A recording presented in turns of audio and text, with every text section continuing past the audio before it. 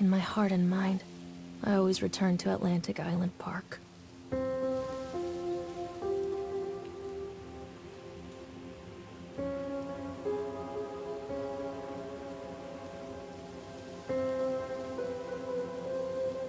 Where's Mr. Bear?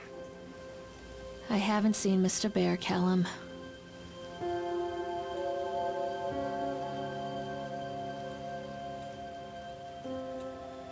Stay in the car. I'll go and ask information.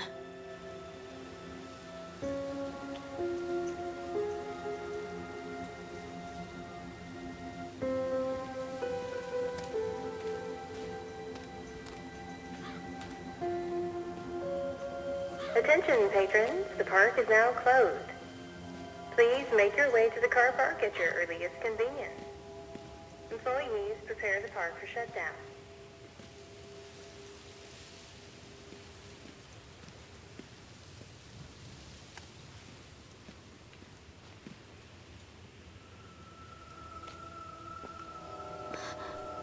What?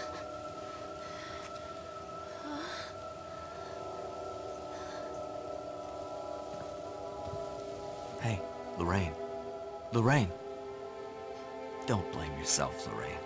People lose things all the time. Take a deep breath and think about the last place you saw your son's teddy bear. Hey, stop! I think your boy just ran into the park. I'll unlock the gates for you.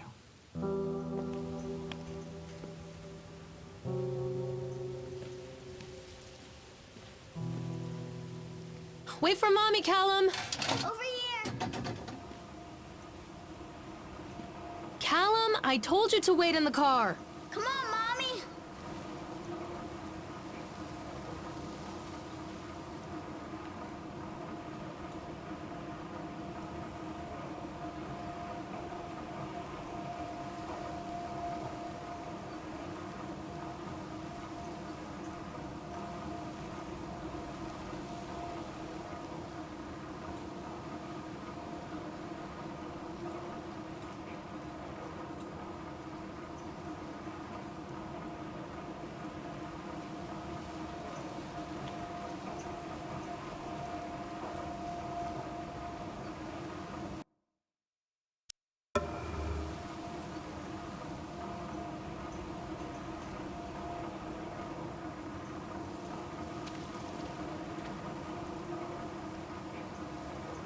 There's something special about the entrance to an amusement park. A line drawn between the real world and the world of whimsy within. On this side, the apathy of our everyday lives. And on the other, anything we might dare to dream. It's no wonder Callum ran back inside. I wouldn't want to leave either. Attention employees, the park is now closed. Have a safe journey home.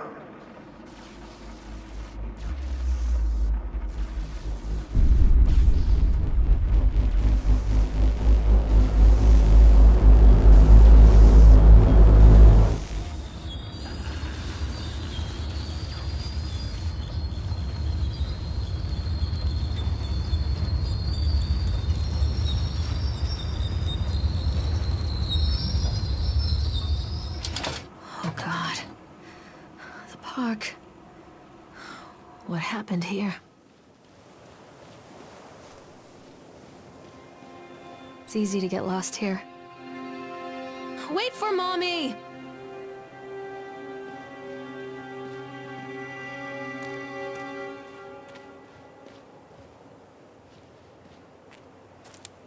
You can't catch me.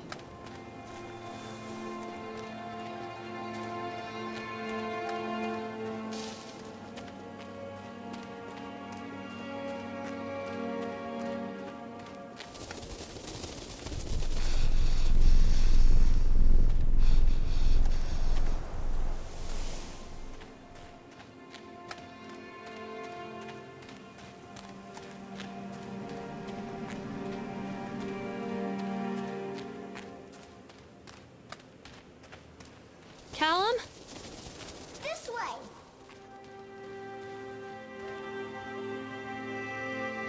Callum! I think this belongs to Callum.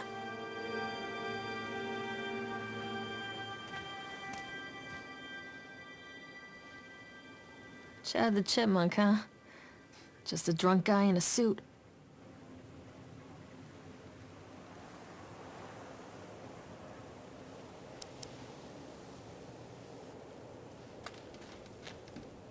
Callum, tell Mommy where you are.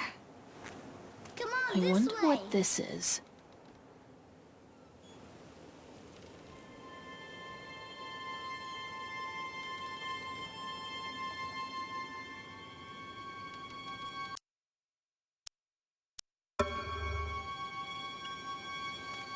Callum! Where did you go? This way, Mommy.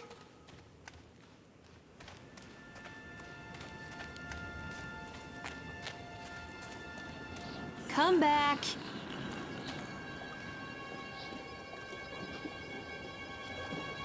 Callum, stay where you are.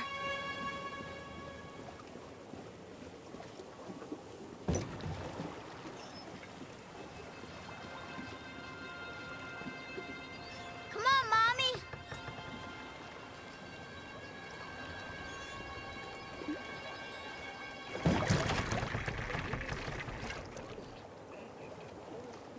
Where are you?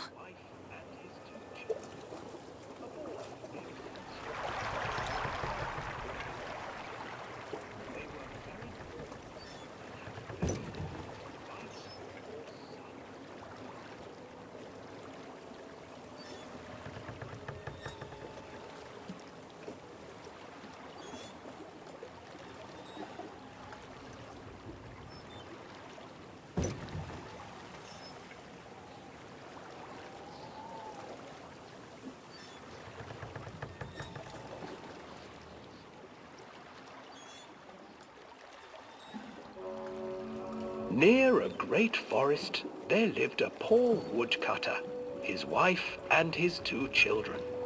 A boy named Hansel and a girl named Gretel. They were very poor and had very little to bite or sup.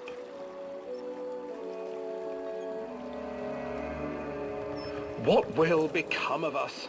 the woodcutter asked his wife one night. "I tell you what, husband, we will take the children into the thickest part of the forest tomorrow and abandon them there." "No, my wife, I cannot do that," said the man. "Then we will all 4 starve, you fool." Hansel and Gretel overheard their parents talking, and Gretel began to weep. "Do not fret, Gretel," Hansel said. He crept out of the hut and gathered white stones from the ground to fill his pockets.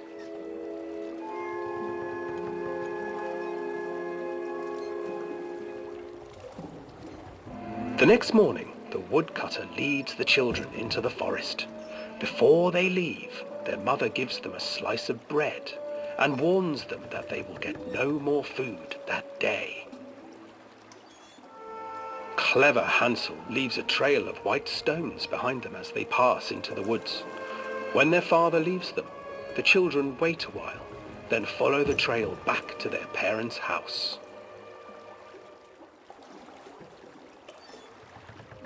After receiving a thorough scolding from their parents for getting lost in the woods, the children are sent to bed without any supper. Hansel tried to sneak out and collect more white stones, but found that the door was locked. "Tomorrow I will take them into the woods myself," the wife told the woodcutter.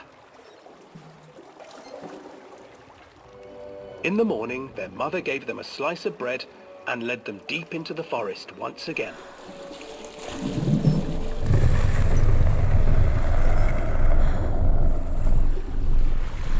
Hansel broke his bread into pieces and left a trail of breadcrumbs to lead them safely home.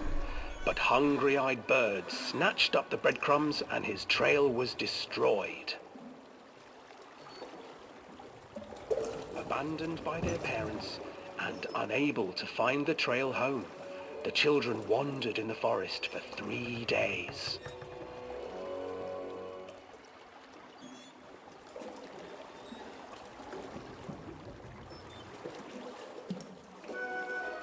The children stumbled into a clearing with an exceedingly strange house.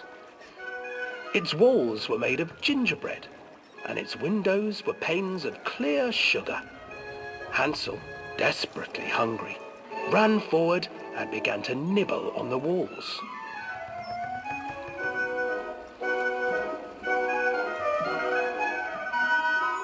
"Nibble, nibble, little mouse.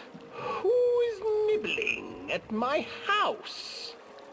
An old woman emerged from the house, sniffing the air and peering around with cloudy eyes.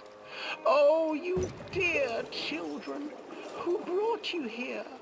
Just come in and stay with me. No harm will come to you." But Hansel and Gretel stayed back, for the old woman reminded them of their cruel mother. "Come, children, don't be afraid. I have something for you." The old woman offered them 2 enormous lollipops. The children took them and began to eat. "You see, nothing to fear here. Come inside," the old woman urged, and the children, still licking their sweets, followed.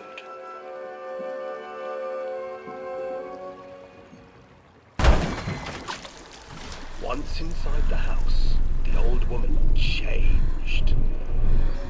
She stuffed Hansel into a cage and put Gretel to work, sweeping and cleaning her hut.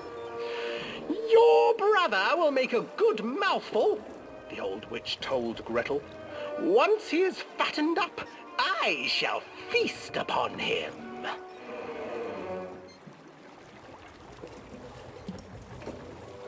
Time passed, and poor Hansel refused to eat, fearing the day that the witch would eat him. The witch, for her part, grew impatient. "Today I will cook and eat your brother, Gretel. Climb inside and light the oven." But Gretel pretended not to understand. "I do not know how. Where is the opening?" "Fool!" the old witch said. "The opening is here!" And she moved to show Gretel. Seizing her courage, brave Gretel gave the witch a shove, and the old crone tumbled forward into the oven. Gretel slid a large iron bolt over the door to the oven. Gretel freed her brother Hansel and together they lit a fire beneath the oven. And though she screamed and begged, the children sat by the oven until her screams had stilled, and the witch was cooked. And then, because even children can't survive on sweets, they divided up the body of the old witch and ate her.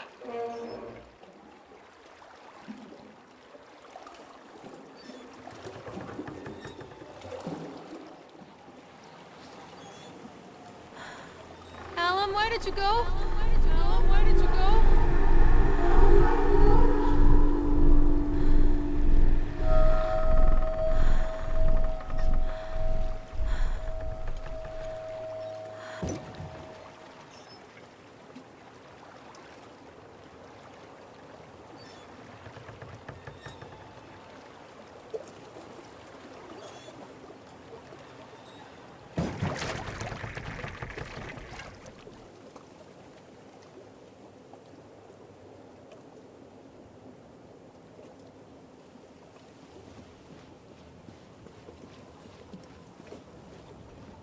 Callum, where are you?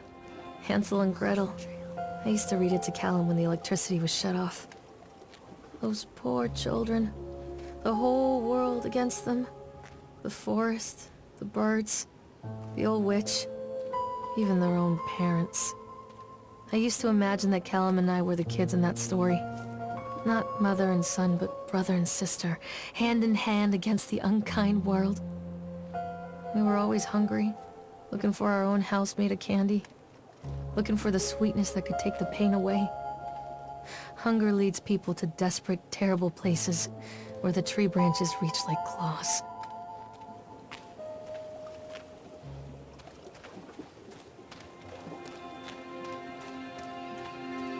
Callum, where did you go? This way, Mommy. Callum, where are you?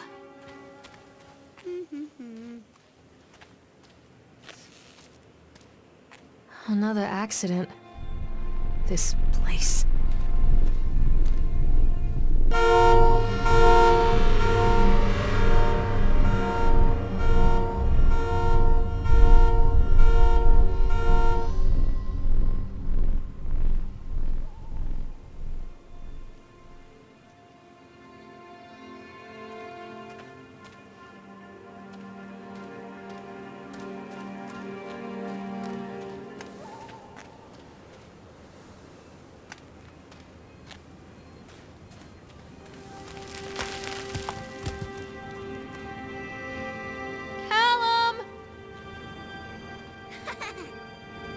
Please, Callum, tell me where you are!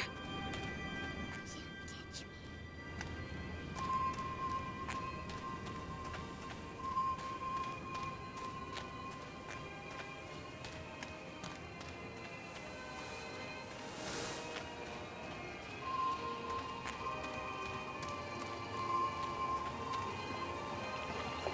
Stay where you are! This old thing used to make the blood run to my head. Make me dizzy.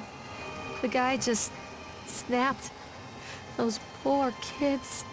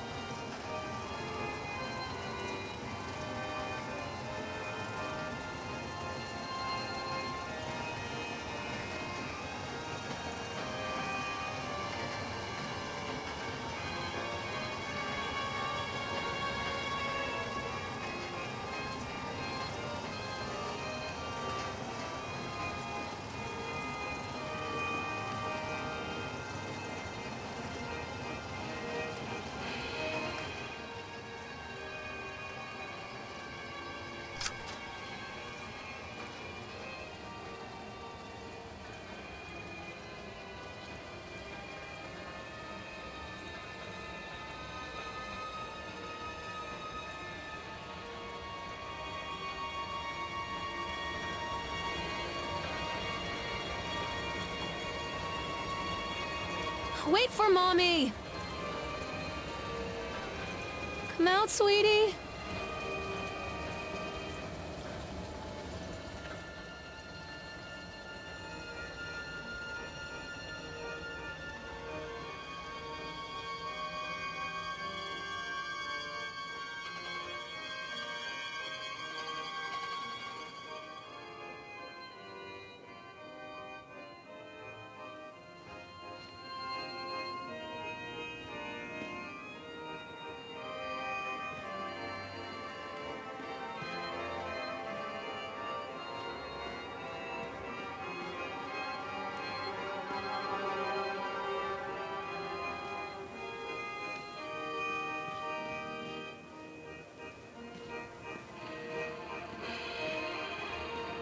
Wait, Callum! Stop, Callum! Mother duck said quack, quack, quack, quack.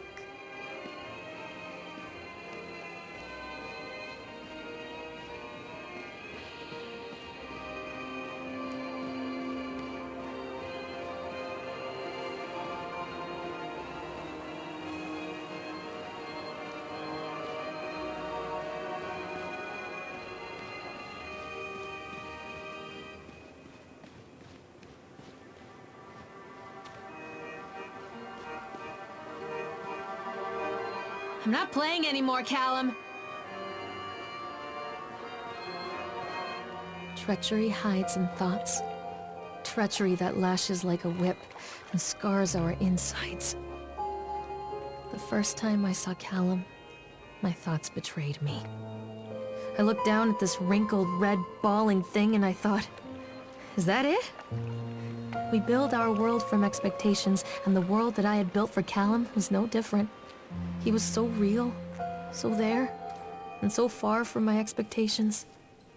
And they shattered, and as they fell in pieces, that one treacherous thought became a new foundation.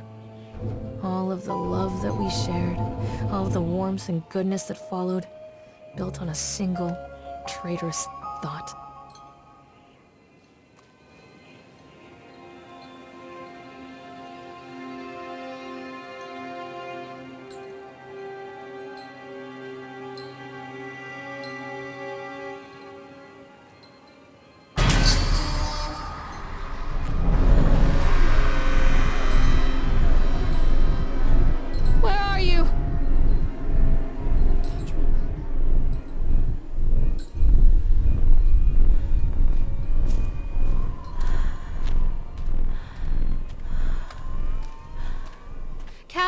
Stay where you are! This way.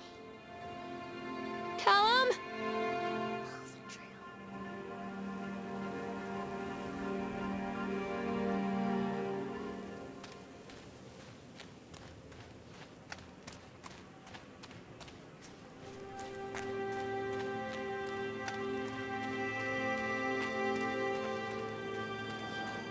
Constant crashes and 80s music. Guess it floats someone's boat.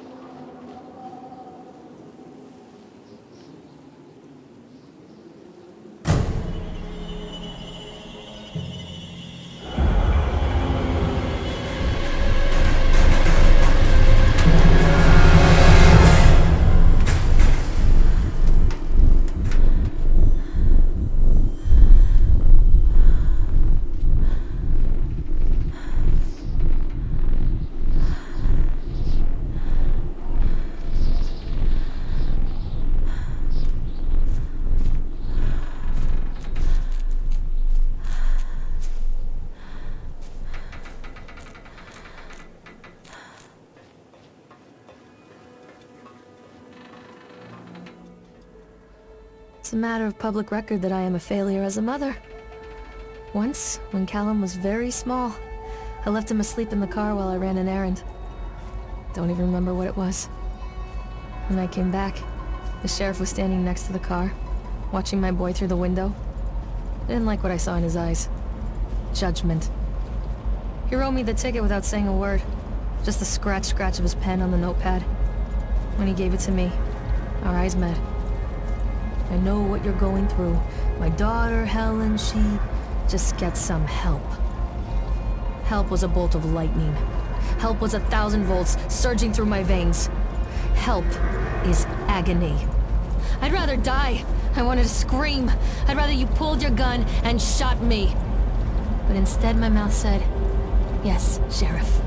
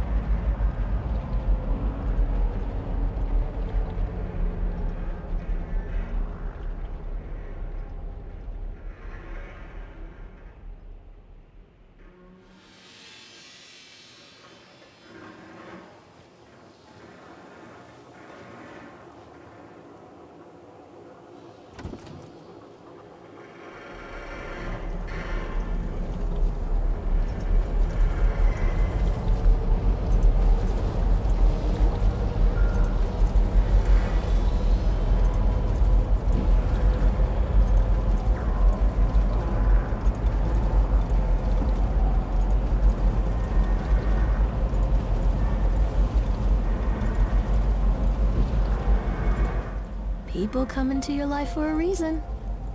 Dad used to say that before Mom ran off. After that, he mostly just drank. Things were different for Don and I. When we met, I was sweeping the floor at Susie's diner. He came in with some workers, but he didn't try to flirt or cop a feel like the others. He just ordered a coffee and sat there, watching me. When my shift was over, he offered to walk me home. I don't know how to describe that walk.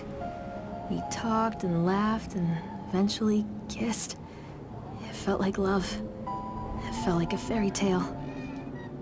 I can't tell you if Callum was made that night or one of the ones that followed, but I think it has to be that night. That one perfect night. Dawn and I moved in together, but then, well, he died. According to the supervisor, his safety harness failed when he was working on the top of the Ferris wheel. Dawn was there one moment, and then gone.